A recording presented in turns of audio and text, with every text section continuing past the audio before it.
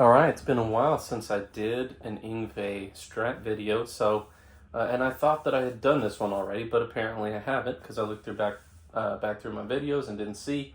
So we're going to be talking USA YJM versus Japanese YJM. So this is a question I get asked quite a bit. What are the differences? Is it worth it to pay more and get the USA one? Blah, blah, blah. So, in short, yes, although I don't have the newest Japanese model, so I can't say based on that model. I can say based on the models that I have now. So first thing, we'll start off kind of at the lower end of the spectrum. This one is the Japanese export model. These were only made for export from Japan from 1991 to 1993, officially according to Fender. And this is the Yngwie Malmsteen standard. So the features of this one, they actually came with single coil pickups, so not exactly like the rest of the YJM models.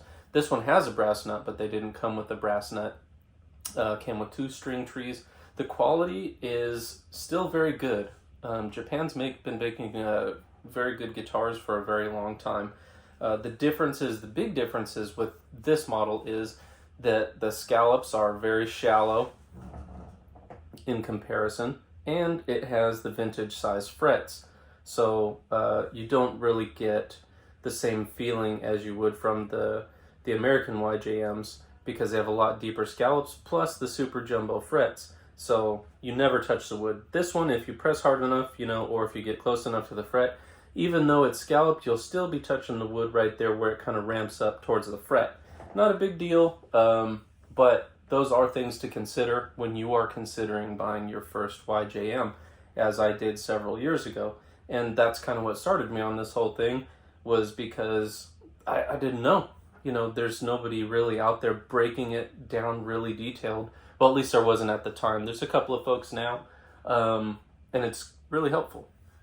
All right, so then Japan also has, I guess they're kind of tiered models depending on how you think about it. This one is an ST62 140YM. This one was made in 1995 and has very, very good quality of components, fit and finish, all that kind of stuff. So this one, the scallops are a bit deeper. They're more consistent. This is the only model in Japan that actually had a rosewood board. The cool part about the Japanese models is that, at least with the older ones, they were made to model after the Strats that he actually already owned. So this one is an ST62 140YM, which was modeled after his 61. So that's kind of cool. Whereas the new ones are just, they mirror the US models. So this one is the only one with the mint green pickguard from Japan. So it's a very cool model. So other cool things about it, and actually I forgot to mention the bridge on this one. This bridge, you don't see these ones pop up very often, but it has the American-made bridge on it. This one, the bridge is basically just like the American. It's got the bent saddles, a nice big bridge block in the back, which is steel, not cast.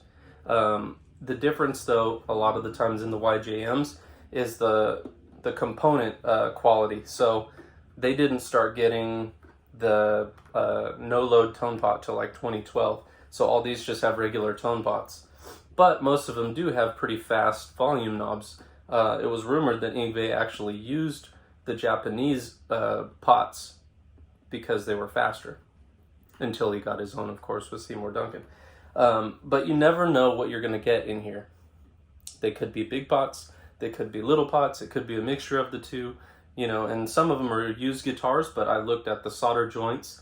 So unless somebody was incredibly good with soldering, a lot of them were factory, big, small, small, small, small, small, big, big, big, you never know, like I said. They also use the Japanese 5-way switches, which, they have like a little circuit board on them and stuff. They're not like the traditional Fender ones. So that's pretty much what you'll get with all the Japanese models. Now we'll move on to some USA stuff. So this one is a 2006. Obviously you can see it's sonic blue. You can see the scallops are a bit deeper, plus it has those super jumbo frets.